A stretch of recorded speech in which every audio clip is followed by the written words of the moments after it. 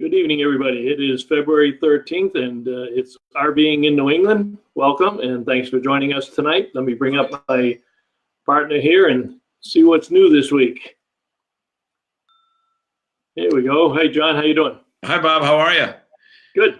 Good week. It's only like about 6 weeks away till the unofficial start of RVing season, but boy, we sure suffered a setback last night weather-wise here in New England to, kind of take our mind off RVing as we tried to figure out how to get that thick layer of ice off our cars after we had 4 or 5 inches of snow, depending upon where we lived. But I think we didn't get the ice that you got. Oh, wait a minute, my car is in the garage.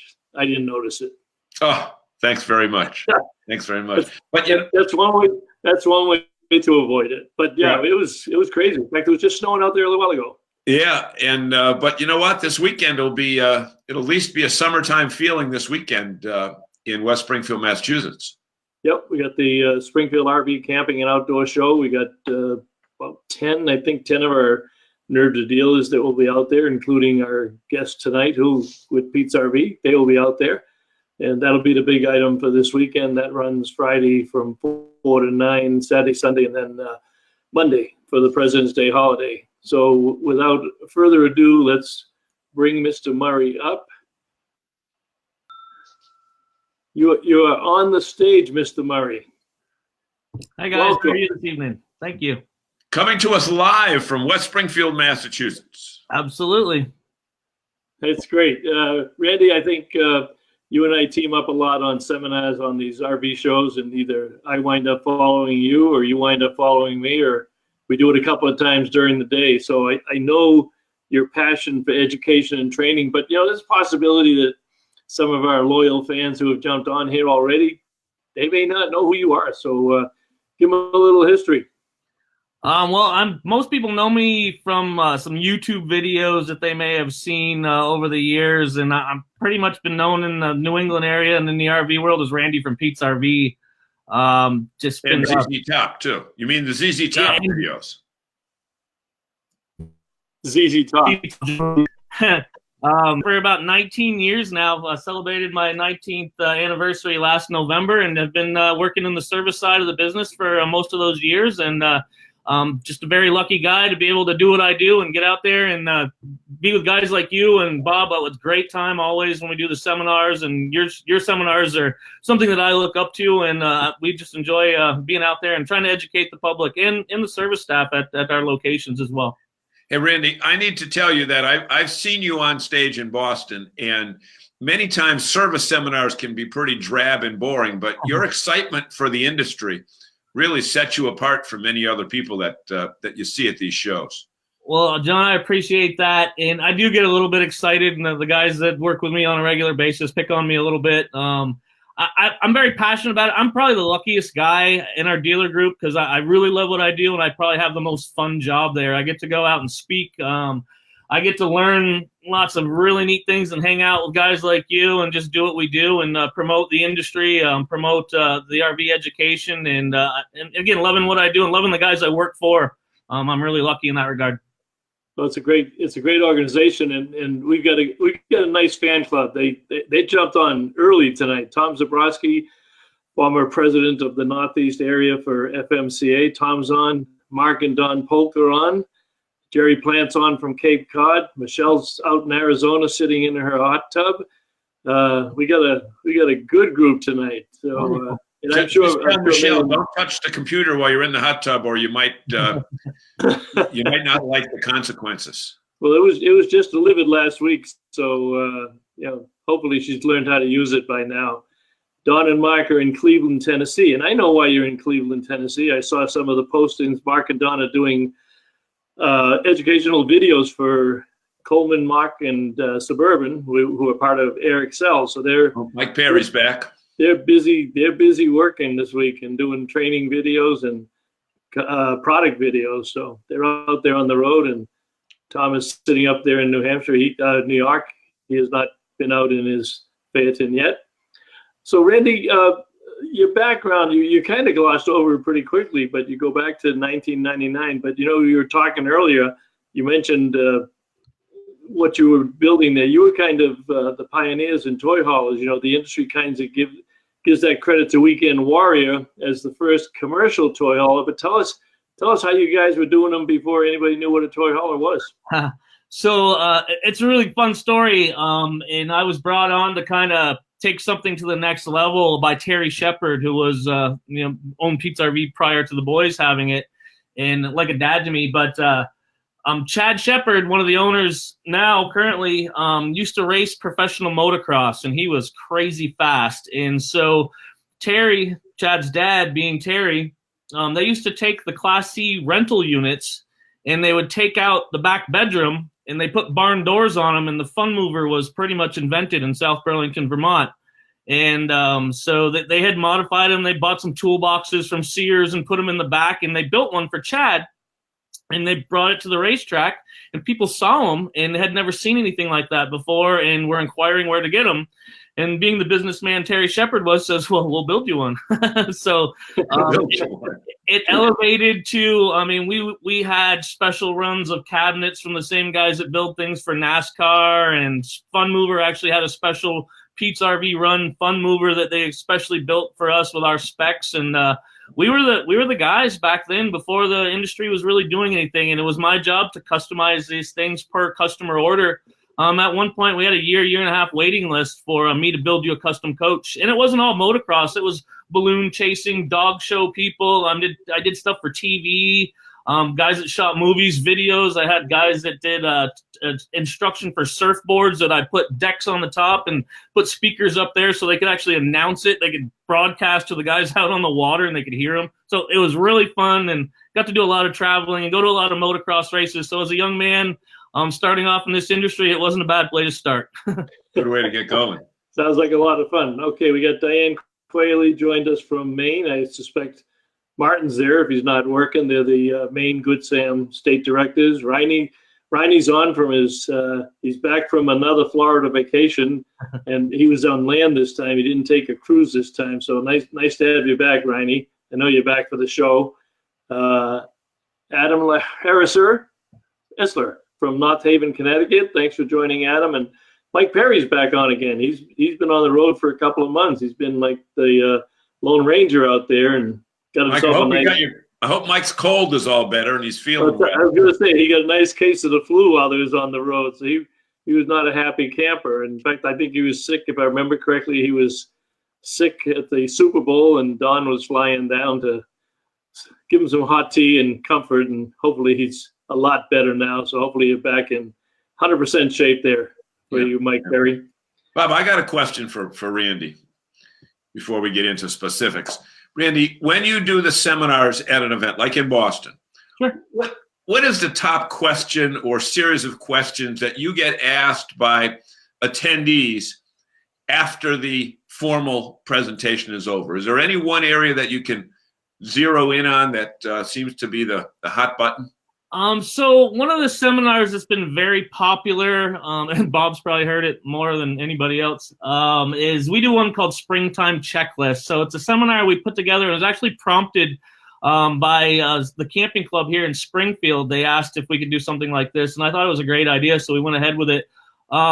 We go over how to maintain your coach, to prepare for a Northeast winter, what to do when you take it out of winter storage and things like that. So a lot of the questions I get back from the attendees after the seminar when they on a one-on-one basis, and we always welcome that, is they want to get more specific on some of the things that I've covered, usually about sealants and what products to use for their specific coach, because it may have been something I didn't address.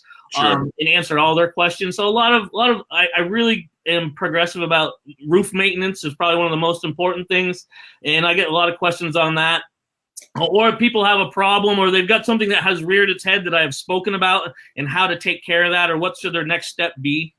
So we get into a lot in that. And I give out my email address during these seminars as well. So I get some questions after the fact with email, and I send out my presentation. I send out the keynote things so people can see and have in the springtime when they go to get their RVs out, they have my notes right there with them. So I'm more getting specific about the things that I can't get 100% specific about during the hour I have. You know, we talked about that, Randy, this year, because every year, one of the things that always amazes me and you when we kind of got on the topic this year is that despite all the education that's out there, despite all the seminars that people go to, the books, the videos, the DVDs, the stuff that Mark and Don do, I'm always amazed that we have such an audience of people that don't understand where to get the information. You know, we have to do a better job as dealers. But I actually talked to a dealer today out in the country, and I referenced Mark's online training program, and he was like, "Who's RV Education 101?" I mean, how can you go through life and be in this industry and not know that? How can the customers that spend this money for trailers and motorhomes and fifth wheels come to guys like us at a seminar? And, you know, if they didn't have that particular day and meet us and see some of the resources that we give to them. So Randy and I are kicking around the idea of taking this on the road this year. I'm going to find a way to make it happen. So outside of the shows, so maybe in the spring and the summer, the fall, we offer seminars for people because there's such a crying need for it. I'm sure that if we put a placket out there or said there's a seminar at this hotel in this city at this time, we're going to fill the room with 50 or 100 people that need to know what we're going to talk about. I'm looking forward to that. We spoke about that, I think, in Boston or Hartford recently, and I thought it was a great idea, and I'm in 100%. Just educating the people, again, like you said, Bob, there isn't the RV industry is kind of like the Wild West. We're not completely up to date on getting things out there, and, you know, I think more of the attention is focused on making the floor plans look good and keeping up with what the other manufacturers are doing and things like that, where it comes to the dealer level, and they didn't do it in the old days. So they didn't have the wherewithal or the, you know, how we can get out with the videos and the YouTube and the Facebook and things like that we do today. So we're kind of making it up as we go. I just met with this chief operating officer of Jayco and shared some of the ideas that we have and are doing and have implemented. And he couldn't believe that we had taken it to that level. And he was super excited to see us move forward.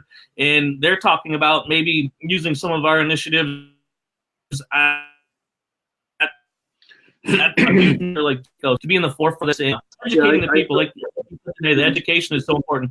I saw Chad post that, so I'm gonna have to send Matt a note and chastise him for coming in New England and not giving me a call. And, you didn't hear it from me. It better have been a quick trip to the South Burlington Airport and back to South Bend, or else he's in trouble. Yeah. Huh? Hey, Randy. Yes. I got a question for you. You had said that one of the biggest issues that you talk about all the time is roof maintenance. Mm-hmm. And now what we're doing is talking with you guys, or with you today, about springtime topics. And last week we talked with Mark Polk about winter topics because we had that issue with the, I'm sure you did in Burlington as well, with the sub-zero temperatures, 2 weeks ago now.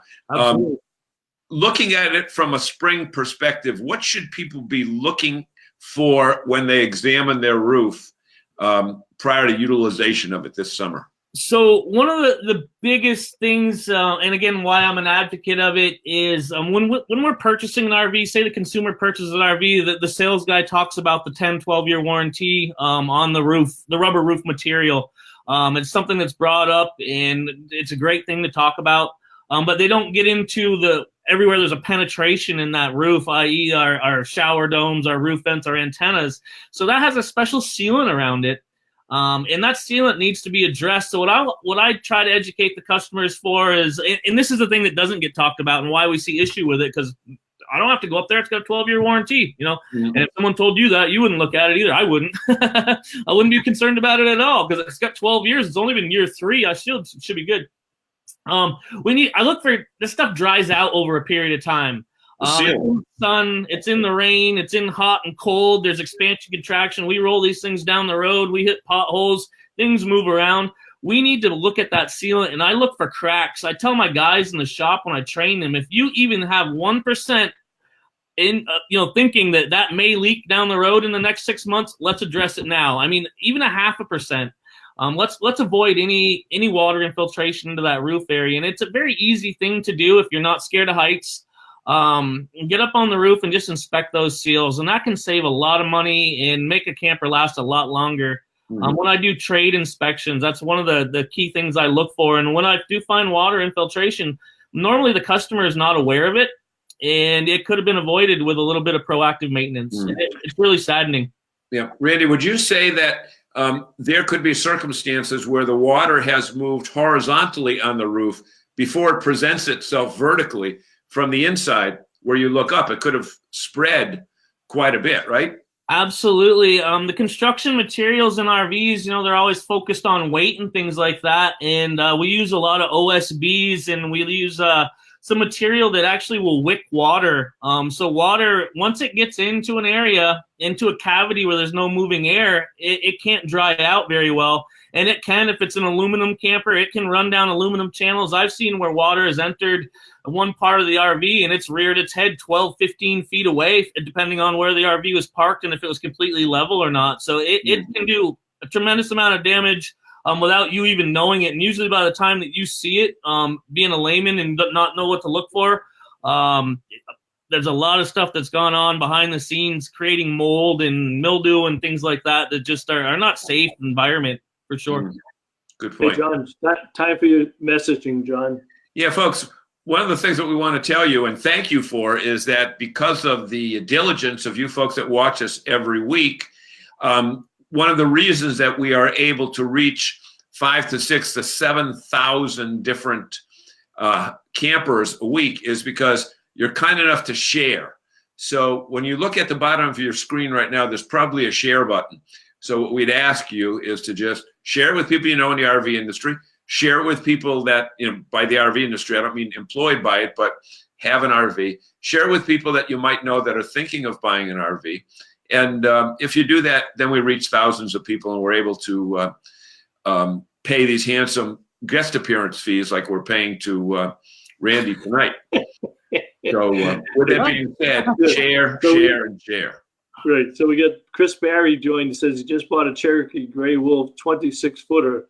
Well, I sure hope you bought it from Pete's RV, Chris, or you probably wouldn't be on here. So he says, can't wait for summer. Mike Perry says, let me know. I suspect that's about the seminars. And Mike, we would certainly love to have you engaged in those seminars because I know you do a great job with Dealer Resources Group and all the training that you do for our dealers. Let's have Chris tell us where he's from. Huh? Have Chris tell us where he's from. Chris, just type in where you're from. Yeah. And a member of your fan club is on. Nick Campbell says, the one and only Randall. That's not going to get you any special treatment, Nick. He'll get to Connecticut when he gets there. Nick was down at the old Vans place, right? Nick runs the old Vans location for us and does a great job. I actually been working with Nick here all week long, moving units and setting up the displays here in Springfield. Yep. Last year when we went out there, Chad was actually chalking the concrete in one of the buildings for the display. Is he still getting involved with move-ins? So I work for some of the hardest working guys in the RV industry, and that's really the reason for our success. Is these guys are just incredible. Chad, Todd, and Scott. Chad and Nick moved in. I brought the units in the building, and they put them where they want them, and then my guys make them look pretty. So absolutely, Chad does not miss a show, and the guy hasn't had a day off in probably a month, and we're going to be on the road for another month. So hard-working guys, and just there's nobody better to work for sure. Yeah, you're right. It is one of the hardest working teams out there. And Jerry Plant at Majors confirmed what we said earlier. Jerry says we are constantly amazed about how much RV owners do not know about their rigs. So we'll work on that in New England and get that done. You skipped over something kind of lightly, Randy. Yeah. You mentioned when you work with the guys. Explain your role, because you've come up through the ranks, you've done everything there, you've got a vast background and you're a wealth of knowledge, but explain how you impart that as you go around to the other divisions, the role that you play at Pete's these days. So I wear many hats. I think every RV dealer has a guy there that's been there a little while, and he's the kind of the go-to guy, and that's kind of the role that found me at Pete's RV. In the last, I think 3 years ago, Todd, my direct boss, the guy that runs fixed ops for the Pete's RV group, Todd McGinnis, he asked me if I wanted to do training for the service technicians, and we have a very aggressive training initiative for our service techs and for our store, our retail store employees.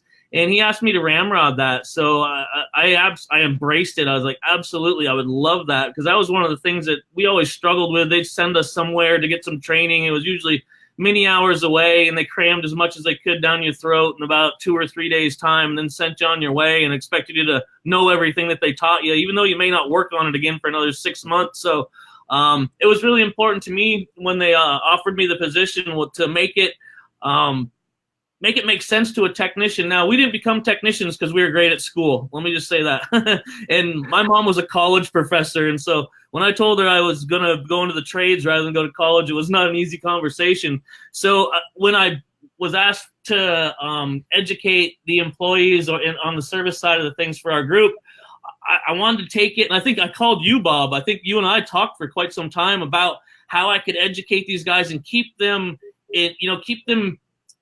focused on the training rather than sitting there twiddling their thumbs or looking up or falling asleep. I mean, you take a technician out of the shop and tell them to sit down for 2 or 3 hours. These guys are used to going a million miles an hour. It doesn't work very good. So we had to kind of keep things moving and keep it fun and hands-on. And I try to teach them the way that I learn.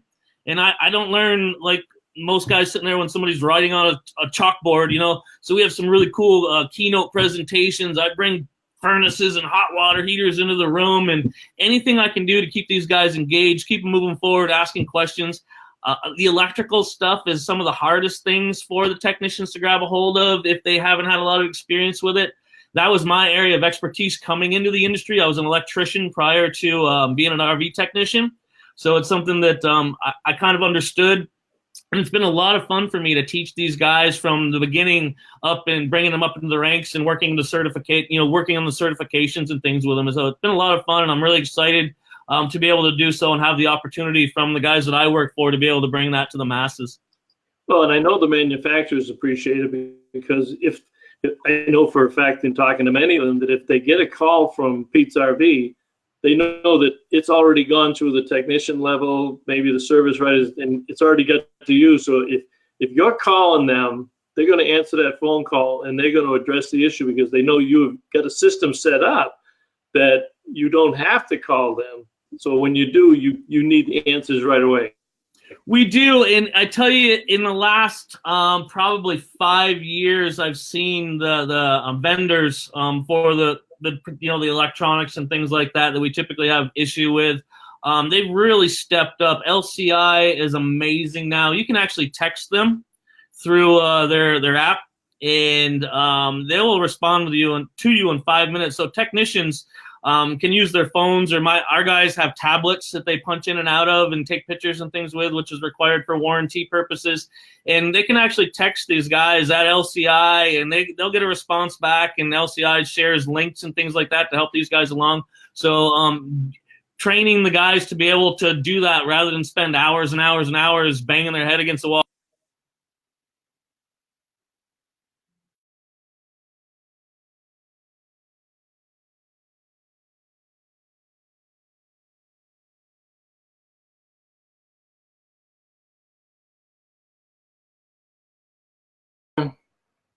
All right, I'm back. Let me see if they can reboot their system there, and hopefully they will come back on. Anybody want to put a comment on there? Can you hear us at all? Can you see anything at all?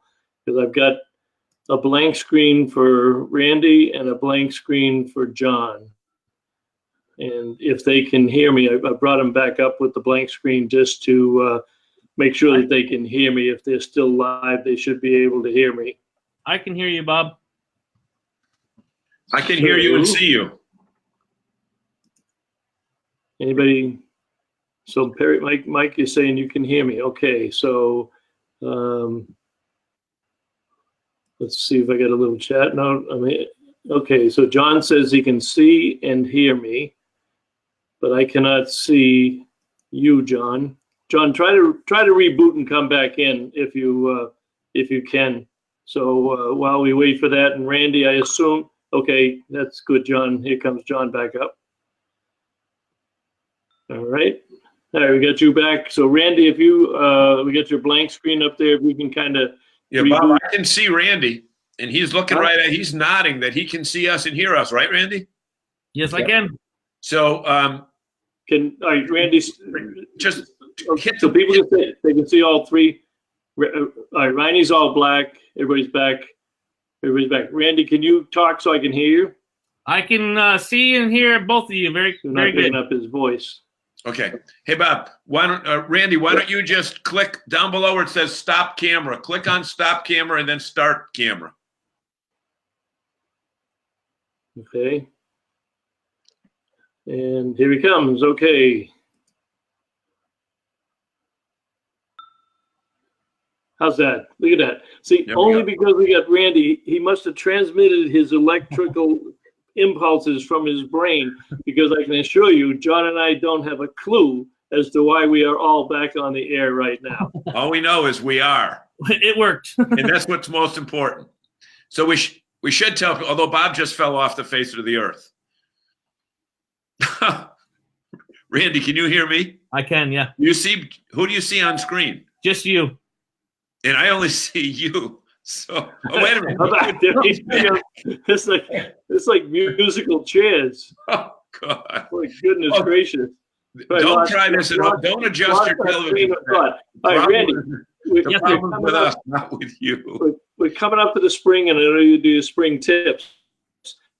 What's we want people to be considering right now as they start? The first one, of course, is either get your supplies ready if you're going to do it yourself, or get an appointment real quick because dealers are going to get busy. Talk about the appointments and the process, because we know all the RV dealers are busy. It's get your appointments early. RV dealers are going to be delivering a lot of units in the spring of the year. So, you know, the earlier you can call in and get an appointment, even if you're not sure when the snow's coming off the lawn, anticipate it and get that appointment in early, or else you just won't get in.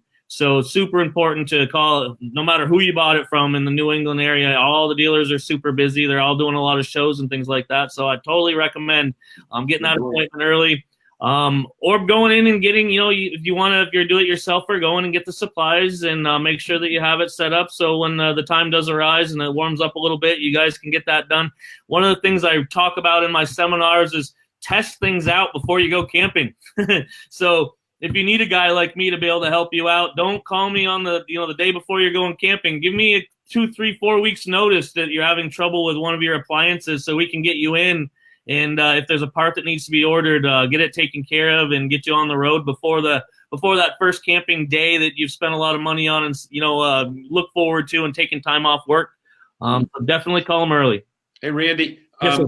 I think it's important now to tell our viewers that you will be this weekend. You will be at the Big E at the show in West Springfield, and I know you've said you've got 3 separate and distinct locations there, based upon whether it's the New Hampshire dealership, Massachusetts, or Connecticut. Are you going to be just going back and forth randomly, or are you going to have a schedule where you're going to be at a certain time in one place or another? So we do have 3 displays in 2 buildings. We have a motorized display along with Airstream and Tab in the Better Living building, and that's where I'll be centrally located. I typically follow the Airstream product. And so we're really excited about that. So that'll be both Vermont and Connecticut representing there. We'll also have a full-on Jayco display in the Mallory building. So I think Nick's got just about something for everybody in that Jayco display. And then Pete's RV Vermont will have Cherokee Grey Wolf, Sunset Trail, Vibe, and I'm sure I'm leaving a couple of them out, but we've got Bullet in there as well. So Chad and Nick have brought something for everybody, right from some huge motorized pieces down to a small tab that probably could be pulled behind a motorcycle if you're resourceful. So I'm really excited about the displays, and I'll be at the Airstream display primarily. So it's safe to say look for a bunch of yellow shirts and a toilet paper display. Look for the yellow shirts and the guys giving away free toilet paper. Absolutely, and that'll be us. All right, let me get to a couple of questions. Michelle Messenger Cochran wants to know if you would be at the Rhode Island RV show 1st and 3rd. I think you are going to be there also because of your Mass location, right? I absolutely will be. We'll be representing JACO and the Massachusetts location. So the Connecticut and Massachusetts location in Rhode Island. We've got 2 displays there as well. You got an Airstream display there too, right? Because I know from what I understand, I haven't looked at the floor plan yet, but we did have Airstream there last year, so I anticipate us having it there. Well, I did get a note from the Airstream from Tim, and Tim said he was coming to town to support you in Rhode Island. So Perfect. there you go. There will be units there. Mark Polk says technical difficulties. Yeah, but we're beyond that. Hey, Randy, when you one of the great lines that you had in one of your service seminars was your 5-minute rule. And I had never practiced that when I owned my RVs, but John, do you know what the 5-minute rule is? 5-second rule. 5 second. I'm sorry, 5 second. John, do you know what the 5-second rule is? I don't even want to guess because no. Go ahead, Randy. So as a like most guys, I learn by my mistakes. That's kind of the way the male genes work. Just ask my ex-wife and my mother. Ex-wife and ex-mother, or ex-wife and mother? No, just ex-wife and ex-mother. So when you put water to a unit in the springtime after it's sat around through a northeast winter, there's always a chance that something may not have got winterized appropriately.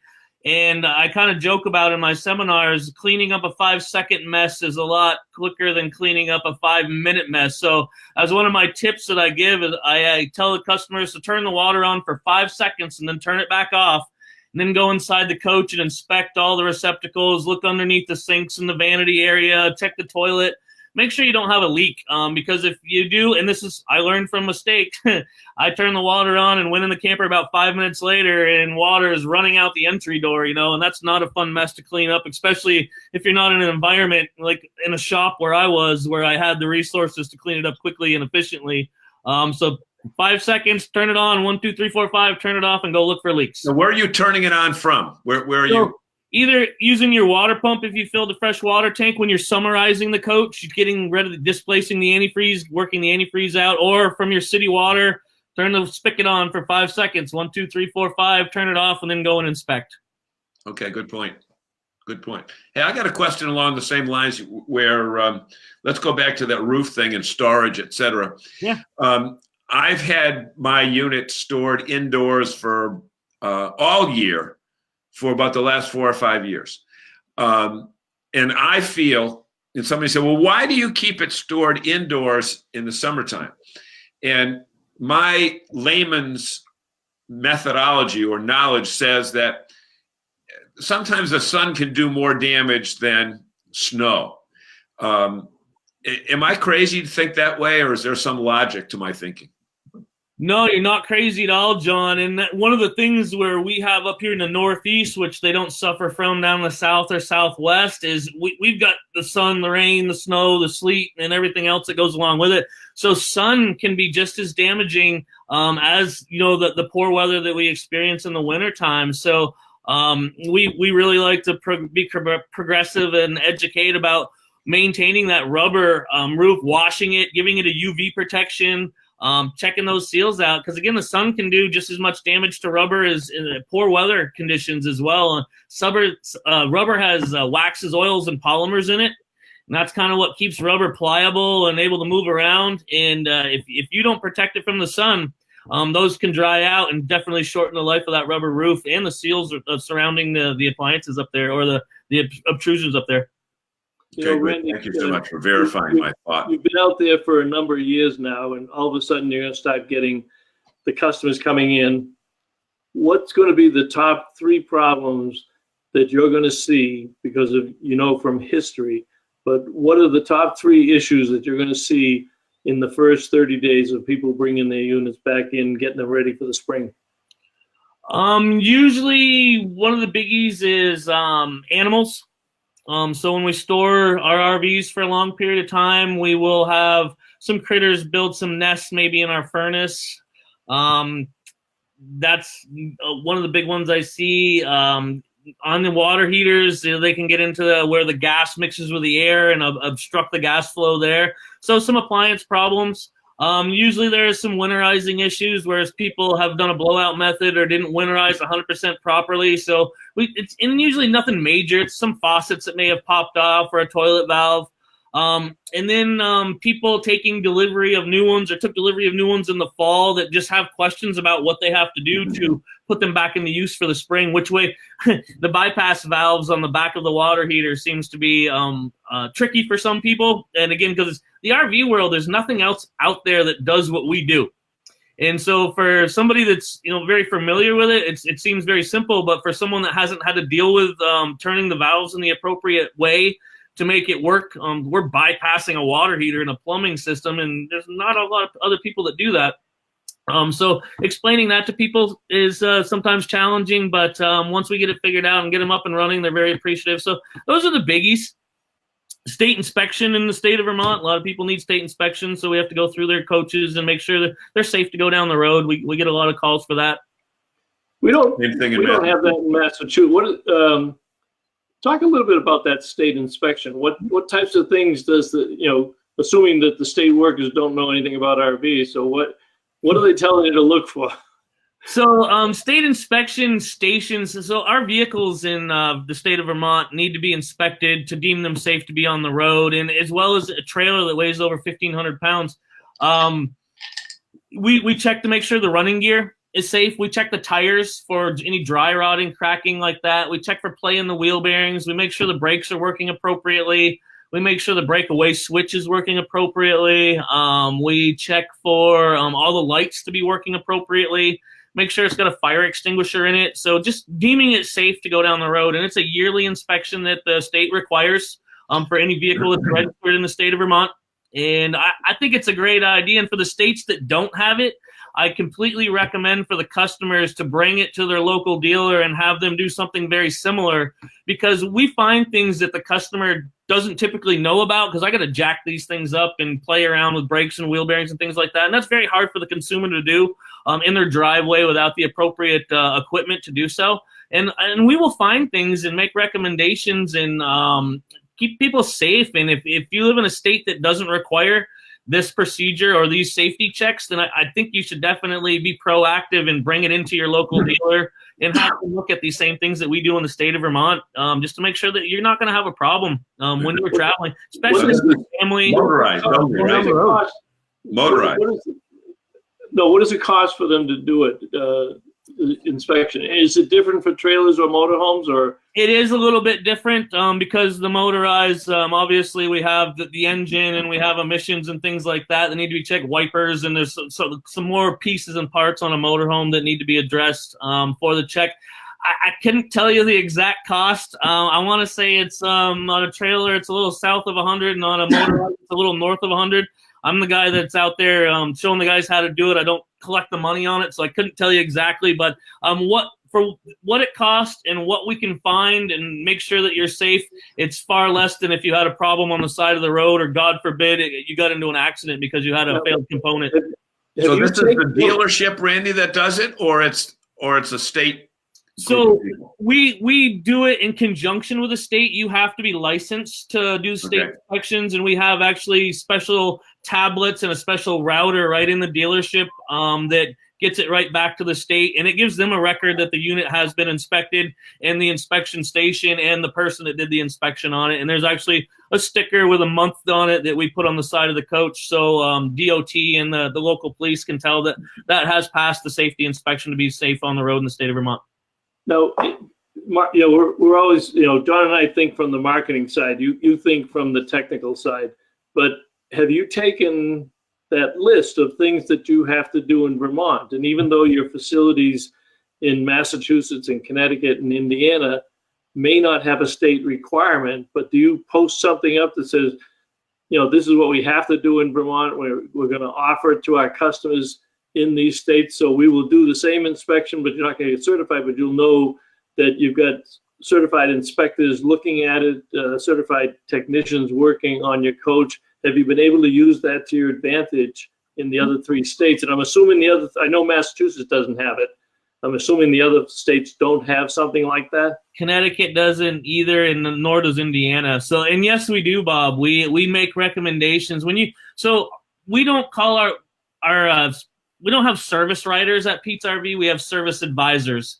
And what these guys are doing are making recommendations on things that you should do to keep you and your family safe and to protect your investment and fund the proper maintenance that needs to be done, whether we do it for you or that we supply you the material to do it. We want everybody to have a great time in the short camping seasons that we have here in the Northeast and in northern Indiana. And if we can be proactive about instructing you and making recommendations to take care of the thing that you bought to have fun with your family, and get you guys on a regular maintenance program, just keep people out there camping. I mean, that's the most important thing. If you have a part that failed or have an issue in the middle of camping season, it may be weeks before we see that part and able to install it for you. So if we can be proactive about keeping things maintained appropriately during the off season, the little off season we have both on the north side and the south side of the summer camping season, that's what we do, and we're very progressive about it, and we like making recommendations to help people out for sure.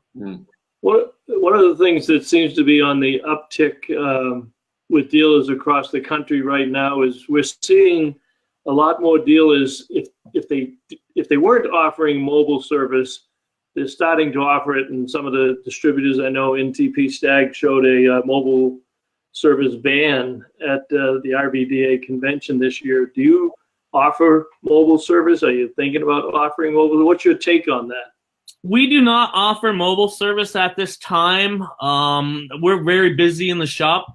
And so, but on the flip side of that coin, there are some great mobile service techs that are out there all over New England, and we have a network of guys that we work with, and we can usually recommend, if depending on the area you're at, who you need to call. We also recommend going to the campground. The campground office is probably the best resource because they usually know the guy that's in the area and they trust him. They've worked on their customers' coaches before, right. And so we work directly with those people for the customer.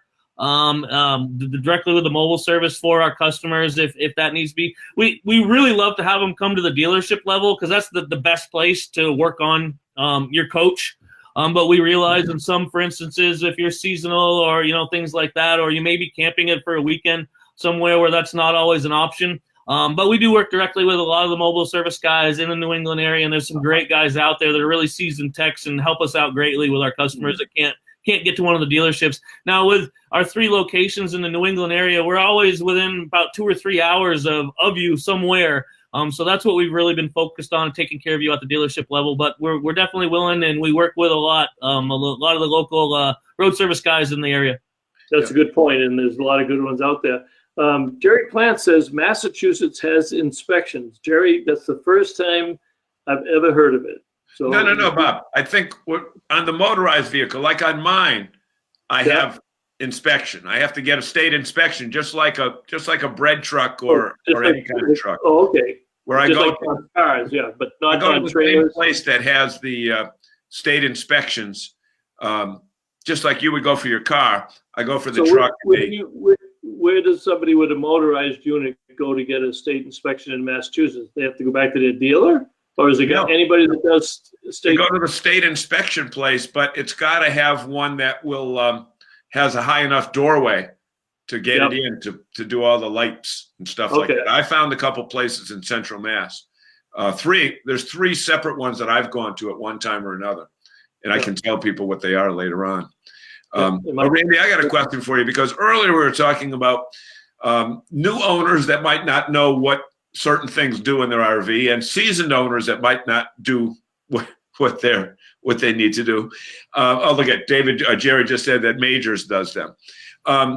But in your work in this industry, what's the most common misconception that you have found that people, don't really know, or they've said to you after you've shown them something, gee, I didn't know that's what that was for. Is there any top 10 survey of that?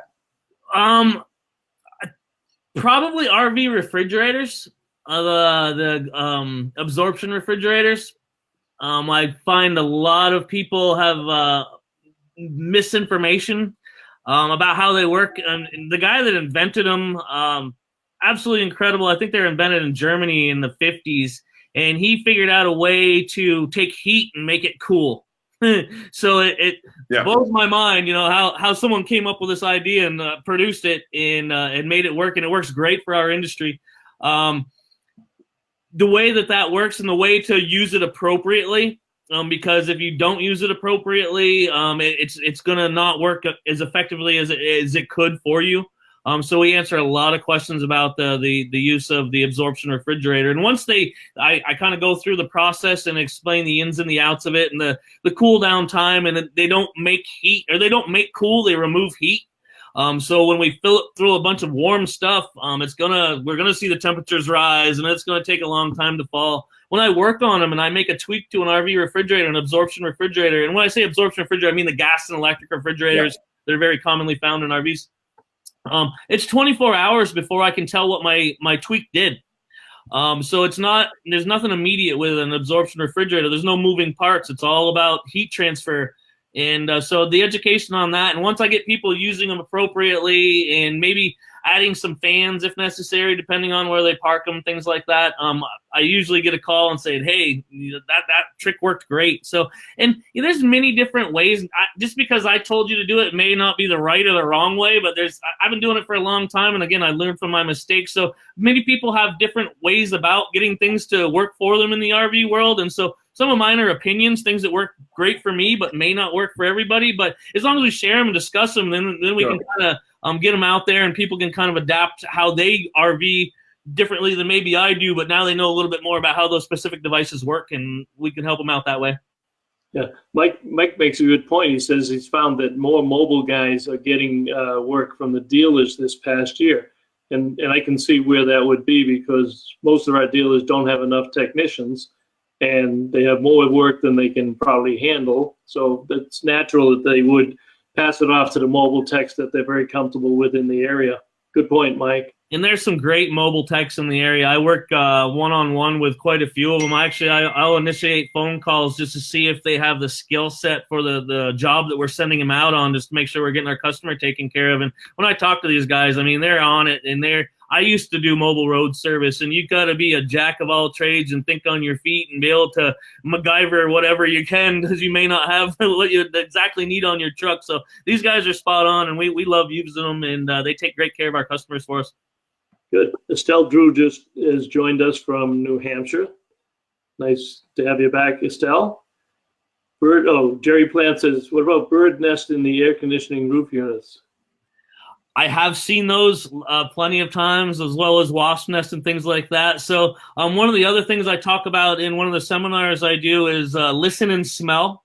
So before you, when you're taking your RV out of storage, fire the appliances really quickly. And if something doesn't sound right to you, turn it off immediately and investigate. And taking a shroud off an air conditioner is not a hard thing to do. Anybody with a Phillips screwdriver can do it, or a 1/4-20 on a screw gun. Lift it off and look and inspect. And if you see anything in there, remove it, clean it up, vacuum it out, whatever you have to do, depending on what you find. Unless it's a wasp nest, make sure there's nobody home. But it definitely can happen through the winter months very quickly. I've actually worked on a hot water heater for a customer where I removed a spider web hindering the lighting capabilities of it. I called the customer, had him come pick up the unit later on that afternoon, and it had failed again. And I was like, I couldn't believe it. I went out, and something else had built a nest in there in the short amount of time it took for me to call the customer and have him come retrieve the unit. So it can happen very quickly. Guess he didn't like you messing with his house. Didn't like me messing with his house. I didn't get rid of him well enough, apparently. I know last year that I found a mouse nest in the generator. Yep. And you know what? It's so easy to take the cover off that generator and just look around. Absolutely. And in a generator, you probably want to look around before you fire it if it's been sitting around sometimes, because if they've brought anything in like acorns or anything like that, right. Once that generator spins around, if they're in the armature, it can cause a lot of damage. It costs thousands of dollars to replace those parts. And getting a generator worked on is not an easy thing to do. A lot of times we have to take the generator out because there's space limitations where they're mounted inside the coach. So that's a great one, John, to inspect before you start up. Yeah. Hey, one question that comes up, and it's one of those questions that if you ask 5 people, you get 5 different answers. What's your view on dryer vent? You know what I mean? Those dryer scented. The bounce dryer sheets. Useless or value?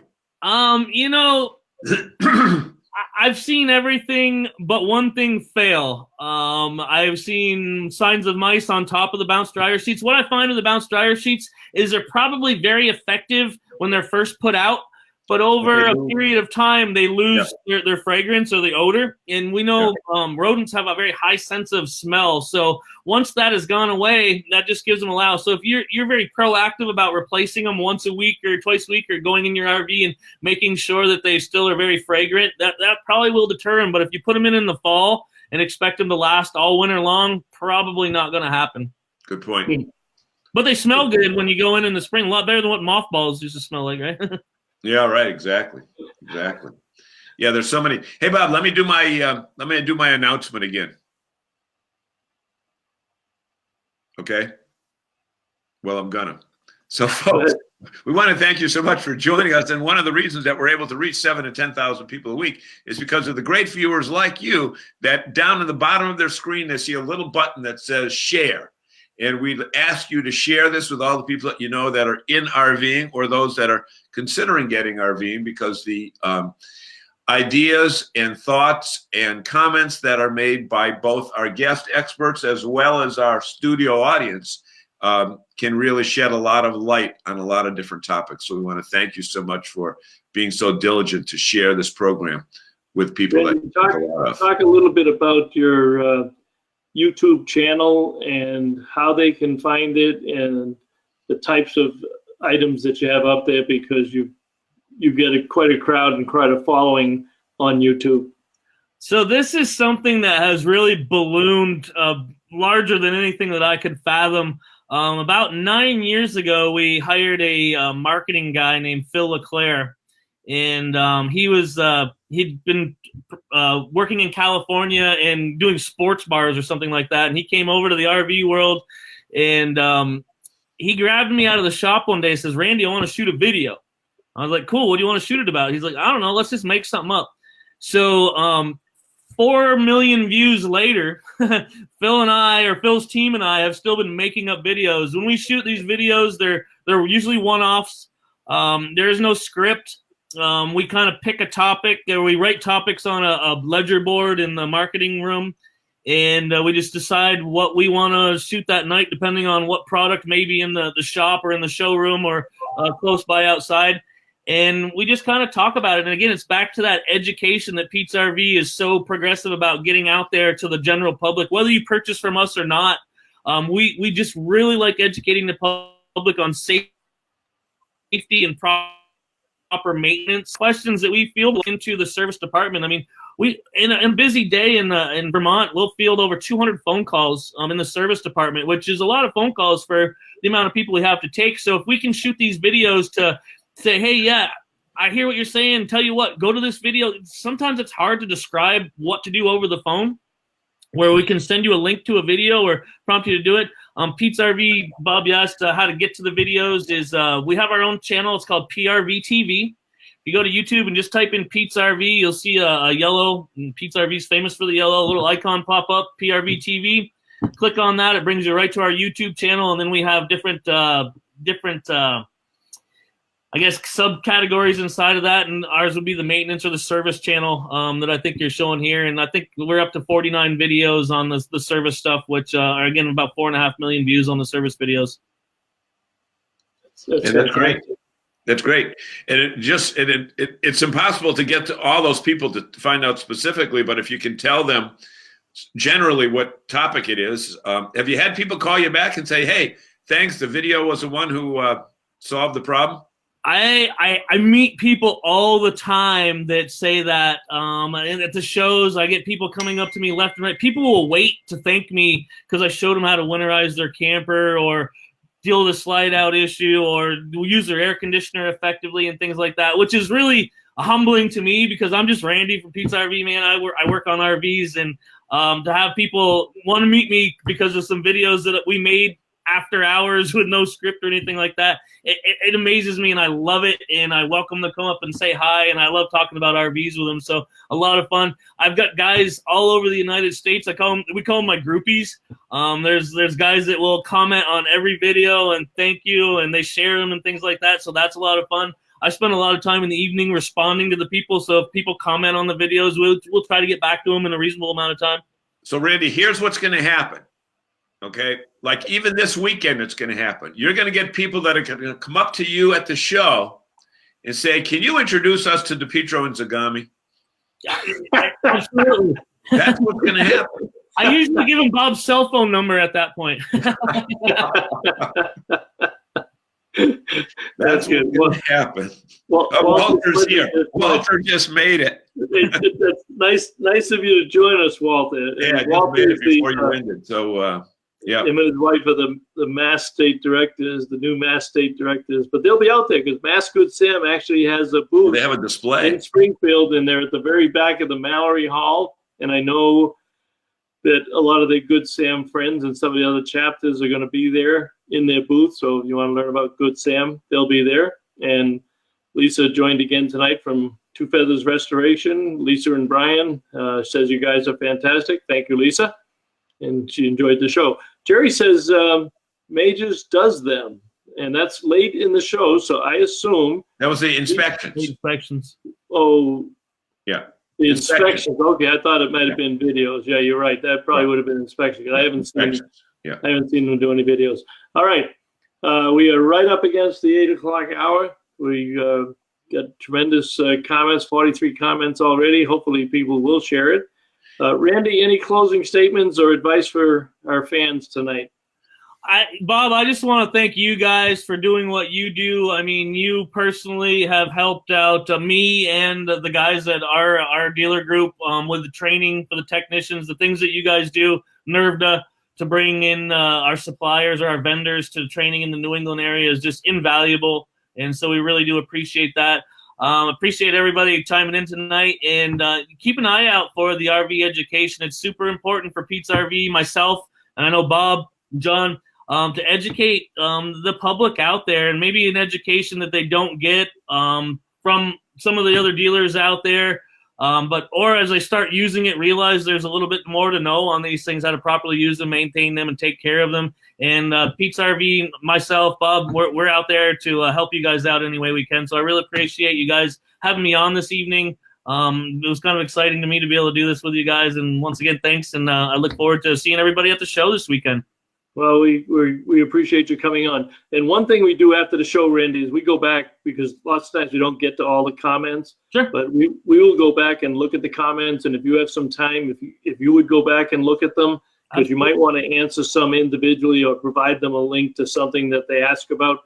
Doesn't have to be tonight, but in the next day or two, if you get a chance to do that. And then John shares it with a ton of Facebook groups, and I share with a bunch of LinkedIn groups. John, I'll give you the closing word. We're right up there. I just want to say thank you so much, Randy. I again, your enthusiasm for the business and for your store and for your industry is it makes you stand out, and I think that people are certainly aware of that as well. And we'll be at the show also on Friday afternoon, so we'll see you then, and we'll see any of our folks that are coming. To the show this weekend. Tomorrow, if you haven't bought anything for your significant other, tomorrow's Valentine's Day. So I highly recommend that you go to Krispy Kreme Donut, because if you saw the post this week, they have a heart-shaped donut, a dozen heart-shaped donuts with all the little words on it. So you don't need all those little yuggly, chalky hearts. So you can do that. And we will see you next week. And thanks everybody for joining tonight. Have a great evening, everyone. See you at the show.